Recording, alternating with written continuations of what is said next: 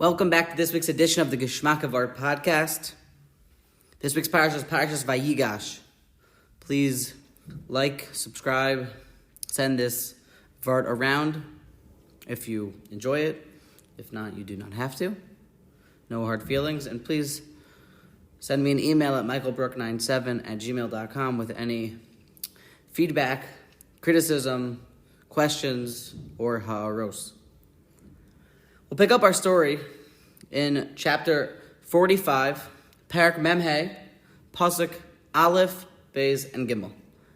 I'd like to preface this vart with a viewer discretion is advised, as this vart is harsh and not for everyone's ears, but quite thought-provoking and is a waft of emes.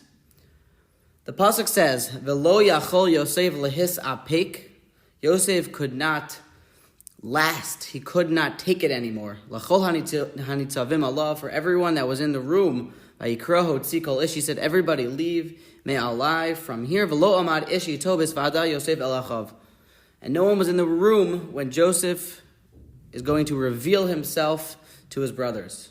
This story began 2 parshios ago, of Yosef driving his brothers crazy, asking them to do different bothersome acts, basically a game of cat and mouse. And finally Joseph says, "I'll reveal myself."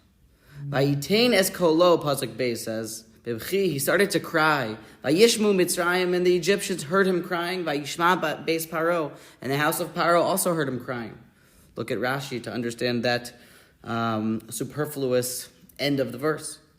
Pasuk Gimel says, and we will focus on this, Vayomer Yosef el Achav, and Joseph said to his brothers, Ani Yosef ha'od avi chai, velo yachlu Echav la'anos oso, ki nivhalu mipanav. And Joseph said to his brothers, I am Joseph. Is my father still alive? And the brothers could not answer due to their bamboozled approach to what just happened. They did not know how to respond. They were embarrassed. They were caught off guard. This is Joseph? The whole time we've been dealing with this viceroy of Egypt, but it was our brother the whole time? The Beis Halevi, the Avi Avos, the grandfather of the Brisker dynasty, who gets his name from the sefer that he authored called Beis Halevi, the house of the Levite, says on this verse in his sefer on the Torah, a couple questions. The verse in Pasuk Gimel says, and I am Yosef, is my father still alive? If you notice earlier, right before this, Yehuda's entire plea bargain with Yosef to not keep Benjamin was that please don't keep Benjamin because my father will not be able to take it. My father, I care so much about him. Please don't make it so harsh on him. So take me. I'll be a better slave to you than Benjamin will ever be. So why is Yosef here asking, is my father still alive? It's clear from Yehuda's words that his father's still alive. And even more so, Yosef asked, the first time that he met him, do you have a father? And how old is this father that you speak of? And Yehuda answered, yes, of course I have a dad. And he's doing well, he's shalom, he's in peace. So Yosef knew that his father was still alive. So why is he repeating the question a second time? Is my father still alive? That's the first question of the Beis Halevi. And I'll read you the Lashon. Uma makom yesh lisho'al achshav shenis. What's the place here in the Torah for Yosef to ask a second time after he knew that his father was still alive? The Beis Halevi then says, there's a famous Midrash, a very, very anxiety-provoking Midrash. Perhaps that's the wrong word to use, but perhaps it is anxiety-provoking. In Tzadi Gimel Yud, in the Midrash Raba, it says like this: from this pasuk of Ani Yosef ha'od avichai, Omar Abba Cohen Bardala. Abba Cohen Bardala, the name of this person, said, Oy lanu miyom hadin, woe is to us for after we die, the great judgment, and oy lanu miyom hatochacha, and woe is to us for the day of chastisement, of musar. Yosef Katanon Shel Shvatim. Joseph was the youngest of the Shvatim, or the least in stature of all the Shvatim. Lo yachlu echav la'anos oso. But still his brothers could not respond to little lowly Joseph, kinevhalu mipanav, because they were embarrassed. So when God will come and give us Musar and say, Ani Hashem, I am God, what have you been doing your whole life? And give us the Musar, lo echad lefi mashu shenamar. And every person according to his own, whatever is expected of him in life. And he quotes a pasuk in Tehillim, Oichicha ve'ercha aleinecha. Al achas kama v'kama, that when God gives us Musar after Hashem reveals himself to us, will we also be embarrassed? And Abba Kohen Bardula says this based on what he sees in this verse. The Beis Halevi's second question is that where did Abba Kohen Bardula get it from this verse? This verse is describing why the brothers could not answer. Nivhalu mipanav. Mipnei habusha, Rashi says. And that's in Dibra Maschel nivhalu mipanav. They were embarrassed because, whoa, this is Yosef the whole time? And we didn't know? How we've been treated, how you've been treating us? It's not tochacha. Joseph wasn't giving musar to his brothers. How could you do this? He was just explaining the situation at what had happened, and now they're embarrassed. But not that there was ever musar ever given. And it's a very nitty-gritty question, but a very, very strong question. Says that Beis Halevi, a new understanding of the pasuk. He redefines what Yosef said.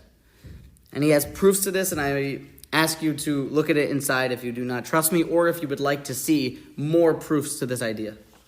It's in the pasuk, the Beis Halevi says, "Vayomer Yosef el Echav," and Joseph said to his brothers, "Ani Yosef, I am Yosef. Ha'od avichai? Is it possible that my dad is still alive after all that you've put him through?" That's how the Beis Halevi, B'derech Pliya, reads the verse. Yosef was not asking a question of that, really, is dad still alive? Yosef knew that his father's still alive. He had just heard it in the verses right before. He was asking rhetorically, how is it possible that after all of what you've put me through, and how much pain you've caused my dad, and after all of your large argument here of you, Vayigash Yehuda, of you coming towards me to ask me to please take mercy on you and your brothers for the sake of your dad's pain, where was that feeling when you sold me away to Egypt as a slave? Ha'od avichai? Is it possible that my dad is still alive and able to survive the horrible deeds that you've done to me that caused him such anxiety and anguish? An unbelievable way that the Beis Halevi reads this pasuk. Says the Midrash, this is the way that the Beis Halevi explains the Midrash. That's exactly what Hashem is going to do to us. Hashem's going to reveal the curtain and say, Ani Hashem. This whole time, I was there. I'm God. You have a job in this world. And Hashem's going to say, where were you the whole time that you had said all these different things that were important to you? He's going to ask contradictions on us. Hashem's going to say, did you give tzedakah? How much tzedakah? We're going to say, of course, I gave so much tzedakah. Hashem's going to say, oh yeah? Why didn't you give more tzedakah? Why didn't you give as much as I had given you? Give it the 10% of all your money, or give as much tzedakah as you can. It's a mitzvah. And we're going to say, what do you mean I did give? I gave a ton of tzedakah. Or we'll say, what do you mean, Hashem? I gave as much as I could, and I didn't have any more money to give. And then Hashem's going to say, oh yeah, you didn't have any more money? It's a nice car you got. It's a nice sweater you got. That's a nice house you got. Clearly that you have money for the things that you find important. Hashem's going to ask this as a contradiction. Ani Hashem, ha'od avichai. A second example, Hashem's going to say, why didn't you study my Torah with more fervor? Why didn't you make it more keva in your life, more important? Why didn't you focus during davening? And we're going to answer, well, it's very hard for me to have concentration. It's almost impossible. You want me to pay attention to the whole davening? The whole Shemona Esrei? You want me to learn an entire Masechta of Gemara that's in Aramaic, that's 80 pages long, and wake up at 5 in the morning to do it because that's all the time that I have? Hashem's going to ask contradictions. Well, yeah, it seems like you did that when you were starting your business. You didn't have any trouble paying attention to the details of making that work. When you were watching that TV show, you should have seen the attention that you had, that even during the commercials, your eyes were glued. You're telling me that you can't pay attention? You cannot focus? Or is it really that you didn't give importance to what I had asked of you? A eye-popping, life-changing, gut-wrenching blast of truth that perhaps we need to hear. We have to be able to answer these contradictions that God's going to ask of us. When Hashem says the whole time, Ani Hashem, I'm here, and clearly there's a point to life. Are we going to be able to answer the contradictions that God will ask on us? God willing, the answer will be yes, and that answer starts with today.